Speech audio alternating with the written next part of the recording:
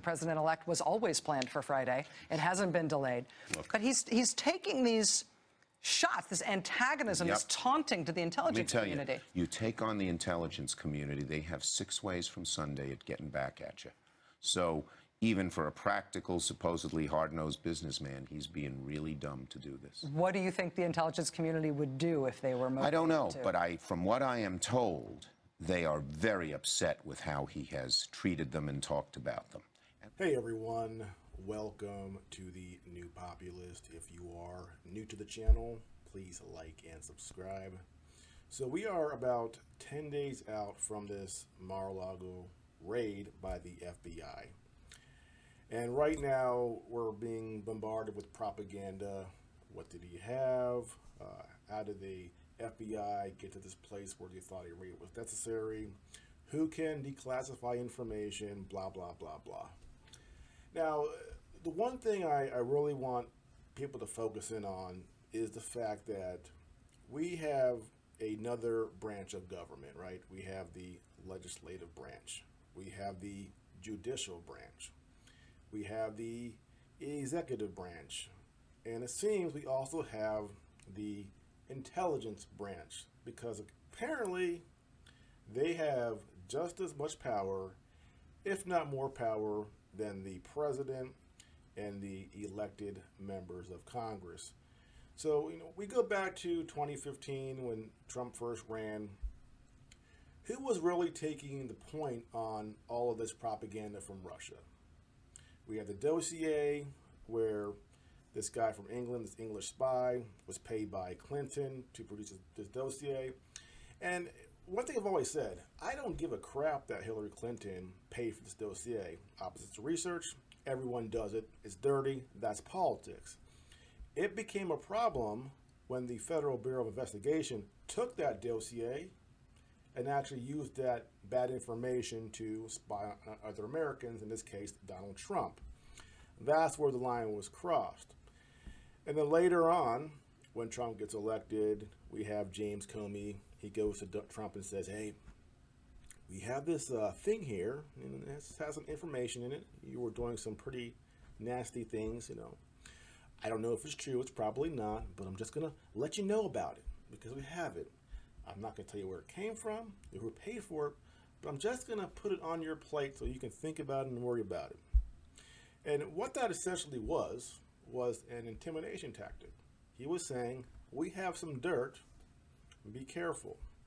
And so back in 2016, 2017, the FBI is playing this game, right? And then we have, of course, the firing of James Comey. They bring in the special counsel, Mueller, and he digs around, he finds nothing. So what's next? 2018, the impeachment, right? They have the whistleblower. Where did it come from? A member of the CIA is a quote-unquote whistleblower, blowing the whistle on the President of the United States, and started this whole process with Ukraine and impeachment. Now we fast forward to this Mar-a-Lago thing, right? What is it again? The FBI being involved. Every step of the way, the FBI or the CIA is involved. They lie, and no one pays for it, but they just keep on going.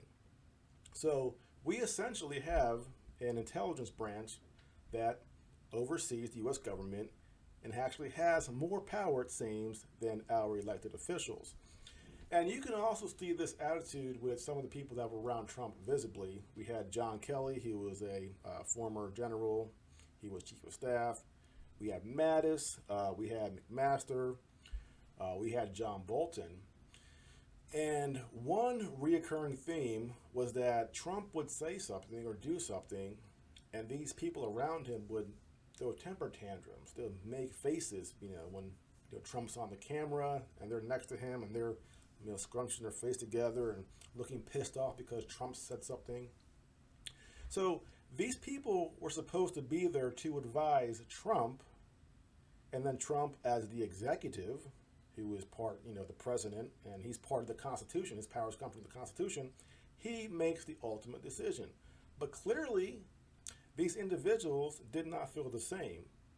They thought their job was to tell the president what to do, not just advise him. And of course, The biggest blowout was John Bolton. Trump did not bomb Iran. John Bolton blew a gasket, and he's been off the reservation ever since. So we have created in this country a intelligence apparatus that has basically overwhelmed the elected branches of our government. And that's what we're seeing again now with this Mar-a-Lago raid and this discussion about who can classify, who can unclassify, blah, blah, blah, blah. Remember this, there's no statute that can override the powers given to the president by the Constitution. It can't happen. There's no a statutory law that some organization within the government can go, oh, the president can't do this. This is how you're supposed to do it. This is the process you follow. They don't have that power. But apparently, if you listen to the legal analysts, they say that they do. Again, this is the mindset of the Washington, D.C. establishment.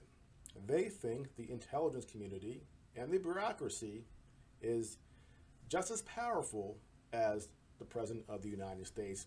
And if he doesn't listen, well, as we've seen the last 6 years, they will kneecap him, they will leak, they will lie, they will do anything possible to get rid of him. And I've heard some people say that Donald Trump is controlled opposition.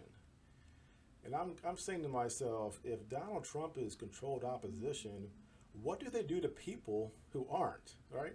They've gone after his lawyers, his campaign managers, his kids, his friends. Now they're going after him. And believe this 100%.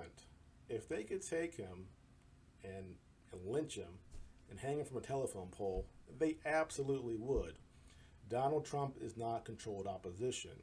Now, if you're working within the government, if you're the president, you can't go rogue in the sense of just doing anything you want. You need allies. And I think during his 4 years in office, he said to himself, I can't just go in there and make Mitch McConnell and the Washington, D.C. establishment do what I want. I have to give a little to get a little.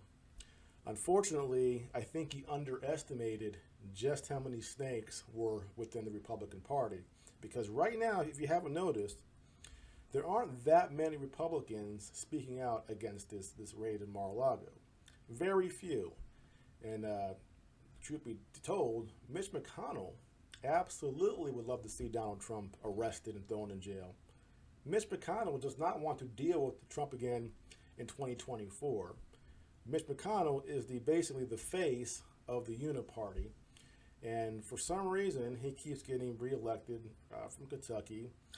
And the problem is, name recognition. A lot of times, people within those states have a personal relationship, in a sense, with the senator, as far as getting earmarked for certain projects and bringing money to the state. So, as an outsider from the state, it's hard for us to understand how a conservative state like Kentucky would keep on bringing back Mitch McConnell, but that's the reason why. And unfortunately, Mitch McConnell is probably the face of the Uniparty, along with Chuck Schumer and a few others. So this is the reality that we're dealing with. We have an intelligence community that is completely out of control. Until that is reformed, we essentially don't have a true democracy. How can you have a true democracy when the director of the CIA can undermine the sitting U.S. president? And until that's corrected, we're screwed. And given what we've seen from people recently, there's that clip going around, of course, of Sam Harris talking about, yes, if there was a conspiracy to prevent Trump from being president, that's okay, even if it undermines democracy. That is not an outlier. Let's make that very clear. He represents probably 40% of the population. And just in my personal life, talking to Democrats, liberals, people who don't like Trump, they are on board 100% with charging him and throwing him in jail, even if the reasoning given is absolute garbage. So that is a reality. 40% of this country does not care about the truth. They do not care about the law, the Constitution. They simply want to see Donald Trump go the way of the dinosaurs by any means necessary. And when you're dealing with people like that, it's very, very difficult to combat them. And right now, they're picking us off one by one by one. It seems like every few weeks there's a new FBI raid somewhere and someone's being dragged off. I don't want to be, exaggerate too much, but we are essentially living in something of a police state. We're seeing the first, not the first signs of it, but we're in that first stage. And as it goes on further, we're going to get closer and closer to all those past regimes like the Soviet Union and Nazi Germany, other places where there was complete repression and people were frightened of the police and speaking the truth because they are worried about being canceled, having their credit cards canceled, having their social media accounts canceled. Yes, and if you go far enough, yes, having the FBI knock on your door with 20 agents with guns to raid your house because you lied to Congress or something like that, right? They're going to come do that like they did Roger Stone, which was absolute overkill, unnecessary. And they leaked it to the press, to CNN, so they can make sure that his embarrassment was on national television. That's very, really sick if you think about it. The FBI teaming up with corporate media to target a citizen for embarrassment and for the entire world to document it. But that's what's happening. And apparently, half the country, the left, is okay with that.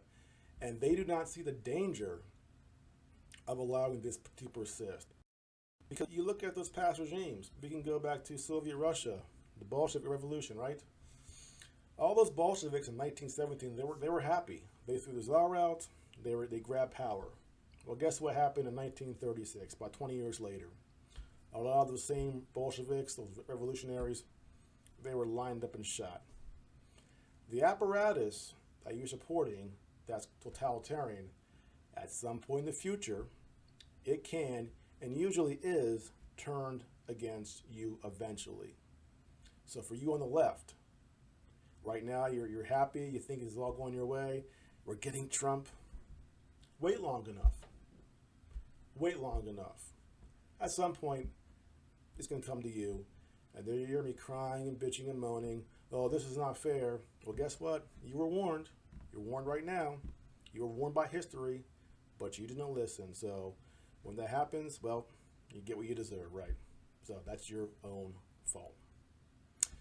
Well, that's it for now. Again, if you're new to the channel, please like and subscribe.